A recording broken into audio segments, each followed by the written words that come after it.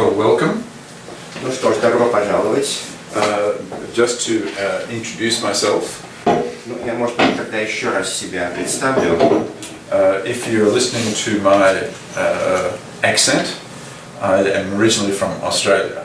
Если вот вы прислушаетесь к моему акценту, то вы почувствуете, что я изначально из Австралии. So you'll be listening to Australian English. Поэтому здесь будет не американский, а австралийский акцент, австралийский английский.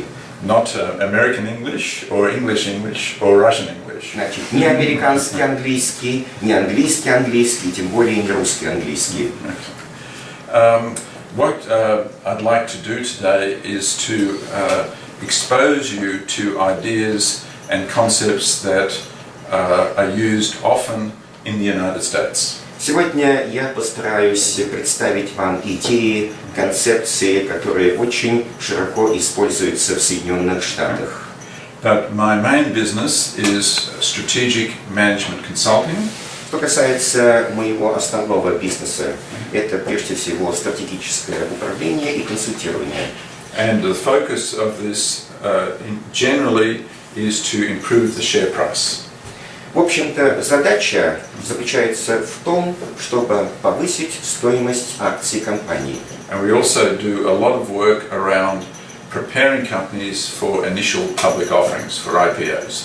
Также мы проводим очень много работы для того, чтобы подготовить все компании к первому публичному размещению акций. So the idea is I have four modules to talk about today. У меня есть 4 презентации, 4 модуля, о которых мы и будем сегодня говорить. Вот эти 4 основные темы. And I've asked you to bring your computers and hopefully a calculator so that we can do some exercises to establish the concepts we're going to talk about. Я попросил вас привезти с собой свои компьютеры, там где есть калькуляторы, для того, чтобы у нас были возможности для практических упражнений на основе тех концепций, о которых я буду говорить. But the principal concept that is underneath everything we're going to talk about today is the concept of economic profit as distinct from accounting profit. So Ну и, конечно, сегодня мы прежде всего, это главная концепция, будем говорить об экономической прибыли, в отличие от бухгалтерской прибыли. Вот это вот наше будет основное положение. If I'm publicly listed, I have to recognize that the kind of the global competition for capital. Ну, во-первых, первое, что необходимо признать, это то, что если я публичная компания, то это означает, что поскольку я на бирже, то здесь будет глобальная конкуренция за капитал. So there are something like 180 stock exchanges around the world. Ну, вот в мире существует примерно где-то 180 фондовых бирж. And I always like to ask this question: how many companies are listed globally? Ну и всегда будут задать эти вопросы: сколько компаний имеют листинг на этих биржах? And not many people can answer that question. И, в общем-то, не так много людей могут ответить на подобного рода вопросы. Okay. And the answer is there's about 45,000. Ответ: вот всего где-то примерно 45 тысяч компаний имеют котировки на бирже. So the question is, why would anyone invest in my company? Поэтому вопрос заключается в следующем: почему кто-то будет инвестировать в мою компанию? This is the concept. It says, вот концепция. Здесь говорится: economic profit is operating revenue. Экономическая доходность – это операционная доходность. Minus operating expenses. Минус операционные расходы. Minus amortization. Минус амортизация. Gives me earnings before interest and tax. Это у нас будет доходность до вычета, до прибыльности и налога. Now, operating revenue is meant to be the revenue from operations, not necessarily all revenue. Операционная доходность – это доходность от каких-либо операций. Это не обязательно означает полная доходность. What we're trying to do is get close to the operating idea of the business. То есть мы просто используем это понятие, чтобы понять лучшую операционную идею бизнеса. Net operating profit after tax Поэтому чистая операционная прибыль после выплаты налога will be higher than the accounting profit. Будет выше бухгалтерского дохода. because you have no deduction for interest. Поскольку здесь нет вычета процентов. Okay? Yeah. Then we take away the capital charge. Затем мы здесь исключаем в том числе непосредственно стоимость капитала. Is like a rent Стоимость капитала своего рода как рента for the assets для активов, that you're managing.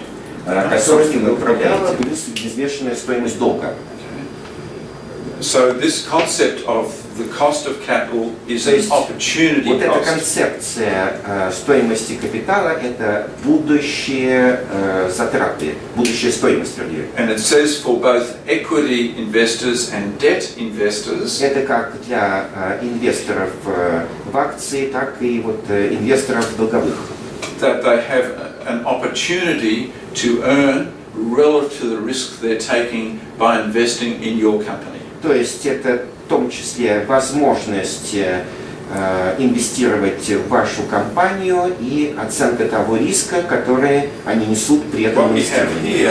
Итак, что у нас получается здесь? C is equal to E plus D. C равно E плюс D. And where the capital here Вот суммарный капитал is also C is equal to the enterprise value. равен здесь стоимости предприятия. So the E here is equal to the number of shares равна количеству акций, multiplied by the share price. умноженное на стоимость акций. Okay? Таким образом. This is not the shareholders' funds on the balance sheet. Это не средства акционеров на балансе компании. Okay? It is the market value of the equity of the shares. Это рыночная стоимость акций. Okay? And D is equal, let's call that to book D – это балансовая стоимость. This is interest bearing debt obligations. На обязанность по выплату долга или на долговые обязательства. What would be the valuation of Best Buy? То есть для того, чтобы установить текущую стоимость, мы смотрим, какова будет оценка Best Buy. If investors thought that its current economic profit would go on forever. И если текущий экономический доход у этой компании будет вот таким вечным. That's what the value of this company would be if the investors believed there was no growth. Вот такова будет стоимость компании, если инвесторы будут считать, что роста здесь не будет. If there's no growth expectation, если нет никакого ожидания роста, and growth can be either positive or negative, so no рост может change. быть либо положительный, либо отрицательный, если вот здесь нет таких изменений. If investors believe there was going to be no change to current profit, Если инвестор считает, что не будет никаких изменений в текущей прибыли, what would be the enterprise value? какова будет тогда стоимость компании? And the answer is $12.6 billion. Ответ 12,6 миллиарда долларов. Okay?